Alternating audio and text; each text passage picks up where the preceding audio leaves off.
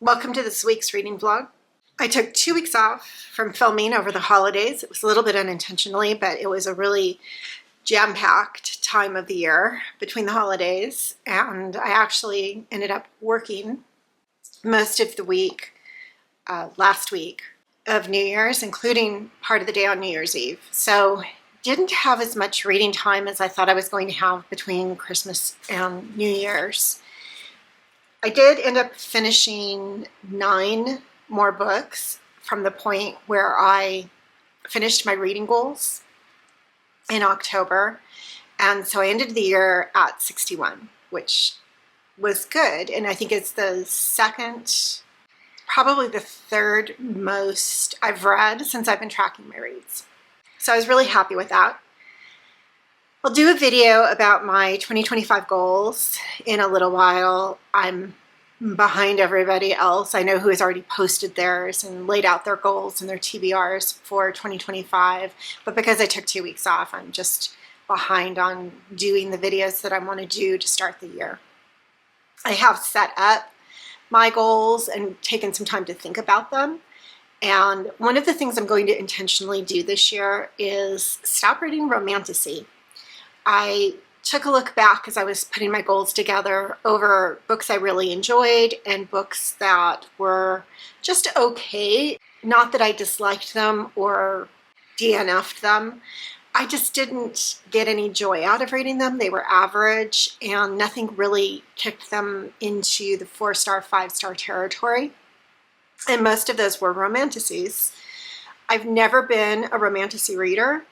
And I was definitely influenced last year to pick up quite a few books that were romantasy, and I just did not enjoy them. So I'm making a conscious effort to stay away from romantasy this year. I'm also taking a more focused approach on the fantasy that I do pick up in 2025. 2024 was going to be my year to get back into fantasy, which was a genre that I really liked when I was in school. And I really have not been picking up over the last few years, except for, honestly, the Rivers of London series, which I do really like and enjoy and have kept up with through 9 books. So I'm really going to try to focus more on paranormal fantasy and urban fantasy, which are the things that I enjoy. And I'm just going to stay away from others or get them out of the library. Now, I do subscribe to a few book boxes, Illumicrate, Owlcrate, etc., that send you things. And of course, I will make an effort to read the books that I'm sent. So there may be some romantasy along the year if something comes to me in a box.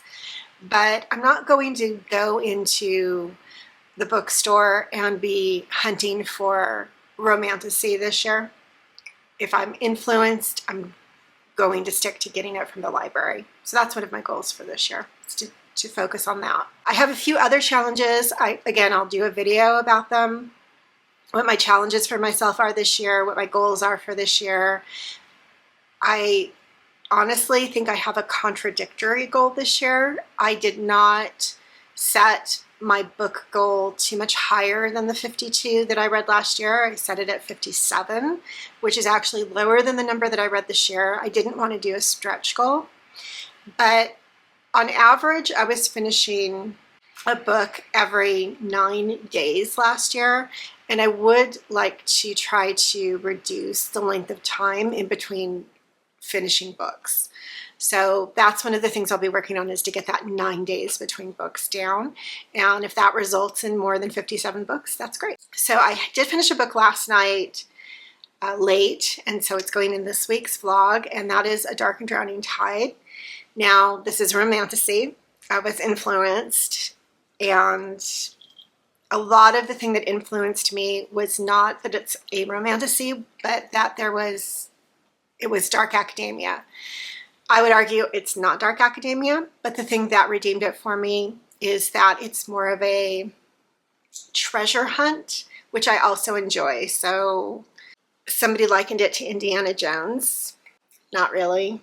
I don't think it was very I wasn't very thrilled by the action scenes. There were quite a few problems that I had with the writing. And one thing I'm not going to spend a lot of time reviewing this because again, it's a romantasy and that's just not going to be my focus this year, but there were an awful lot of allusions to ghosts in this book. And that was actually what I started tabbing because I thought, oh, if this is going to shift to ghosts, that might be interesting because that's one of the genres that I really enjoy.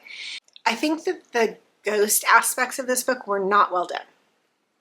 And so I think for something that was referenced this many times, I don't have a small number of tabs here.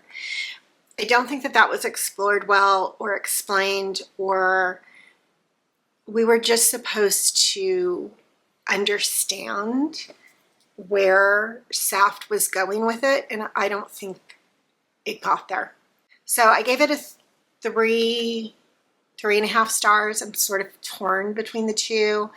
Now that I'm talking about it, I'm leaning more towards 3. I think when I finished it late last night, I was like, 3.5. Again, it's where most of the romantasies I read in 2024 are ending up, which is really just average books, which doesn't really lead me to wanting to pick up more and say, I love the genre. So I'm going to try not to. Now I'm having a little bit of a rot day in bed with the dogs, and I'm going to pick up Her Royal Spyness by Rhys Bowen to read. This was a book that I took off of the shelf. It has actually been on my shelf since 2007. And I know that because it's signed and Rhys dated it. And I had the chance around 2007 to meet Rhys at a convention. And then I went to a signing of hers in Los Angeles where she signed this book for me. And I'm embarrassed to say that it's been sitting on my shelf since then. So now that I have all of my books around me and I have a lot of old series that I've invested in and I need to keep reading, I am making a concerted effort to do that. So first one up was the Her Royal Spyness series by Bowen. I'm about 140 pages into it. The protagonist is Georgie. She is in line to the British throne, but she's like 34 down. The book takes place in the 1930s, and Georgie's father has just done away with himself because he has basically flitted away all of the family's money, and so they're broke. Her half-brother has inherited. Georgie's mother was her father's second wife, and her mother was an actress, so not of their class, which she is sometimes reminded. She has a grandfather, her mother's father, who she's close to, but who the palace has reminded her she should not really be interacting with. He lives in Essex, and he's obviously not of their kind. So there's no reason they feel that there's no reason for Georgie to have a relationship with him, but she loves her grandfather. He's aging, he's not doing so great health-wise, and he's having financial difficulties. Georgie has been cut off, her allowance has been cut off by her brother simply because there is no money. It's not that she's done anything wrong. The family did pull together to give Georgie a debut season, but she didn't get any marriage proposals after this. One of the things that I think that Bowen has done really well here, I think a lot of people are now more educated about what the class structure was like with debuts and having to come up with marriage proposals, and with things like Bridgerton and Downton Abbey, we are more familiar with that, but this book is set in the 30s, and there was still that expectation that as a titled woman in 1930, Georgie needed to debut and to find a husband, and she did not do that. So now that she has no allowance, she's been living in the family castle in Scotland with her brother, her half-brother and his wife, and there are no prospects if she stays in Scotland. She is not against getting married, but she wants to marry for love, so she needs to meet people to have a chance for this to happen, and she's not meeting anybody in Scotland in this castle in the middle of nowhere. So she comes up with a plan to tell a white lie to get away from the castle in Scotland and to go stay at the family home in London. There are no servants there. There's nothing. Like, she doesn't even know how to start a fire. This is before central heating. And she is having to learn how to take care of herself and how to earn a living. Not a spoiler, she does get a job at Harrods, and she loses it within hours. So there's quite a bit of setup. There's all of this backstory about Georgie and her family and her expectations. And Queen has called her to the palace at the very beginning of the book when she finds out that Georgie is in London. And she gives her basically two options, which is, I'm going to marry you off to a Romanian prince, or you can go take care of Queen Victoria's last surviving elderly daughter and be her companion. So those are her only two choices that she's been given by the family to be able to support herself. So she's very motivated to find her own way so that she doesn't have to do either of those two things. So we're given a lot of backstory in the first 100 pages or so. And Georgie is in London. She's meeting up with old school friends, old acquaintances. She's going to some parties to see people, meet people, and to try to figure out what her life is going to become, as well as meeting with her grandfather and knowing that she needs to be responsible to help take care of him. Her mother, who is an actress, and her father had divorced several years before. Her mother has remarried and has moved on to other relationships with wealthy men. She is not taking care of her father either. So Georgie feels a responsibility to do more for him that her mother is not doing. If you need a book that gets right to the action in the first few chapters, if not the first few pages, this first in series is probably not for you, because there is no crime until the 100-page mark. And so it's not fast moving from that perspective, but Bowen has done a really great job of setting the atmosphere and the time and making us understand Georgie's expectations and the expectations that are placed on her by the royal family as being a minor royal. And it's a lot of great setup and being immersed in the setting and the times and what it was like to be someone of that class with those expectations on you. And there being lines for soup kitchens still in the city. And how is Georgie, this woman who has no training and no skills, how is she expected to earn a living when trained men are on the street at soup kitchens? So I think, again, Bowen has done a really great job in setting up all this atmosphere, but go into it knowing it's a little slow moving because of all of this setting and atmosphere building. All right, with that, let's read.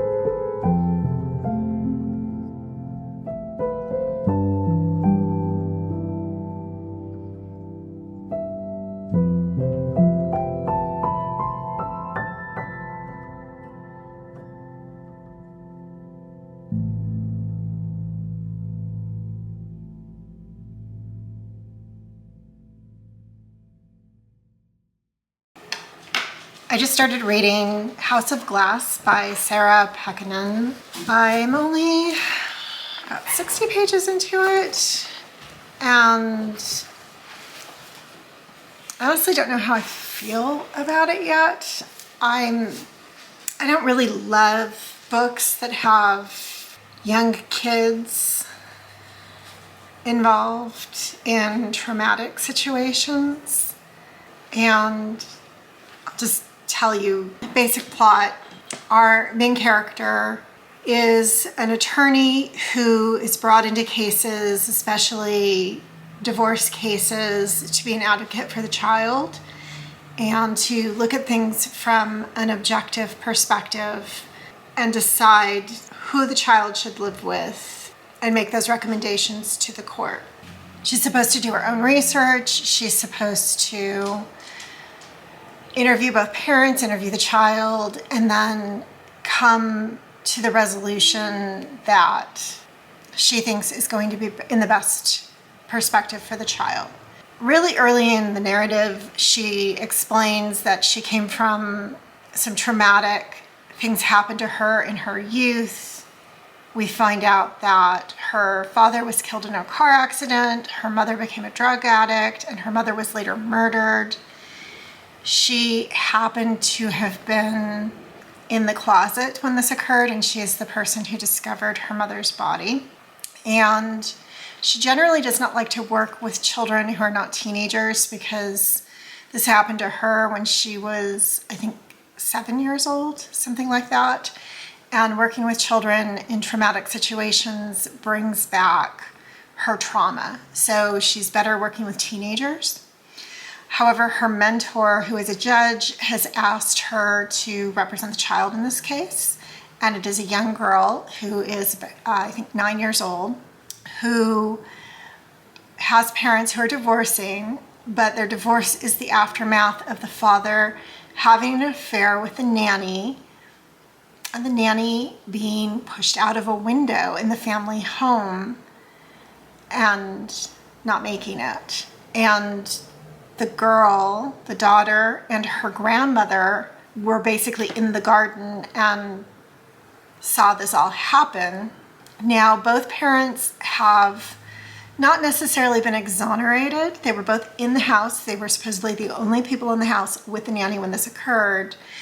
But they were both in their individual offices on another floor of the home because, of course, they're incredibly wealthy.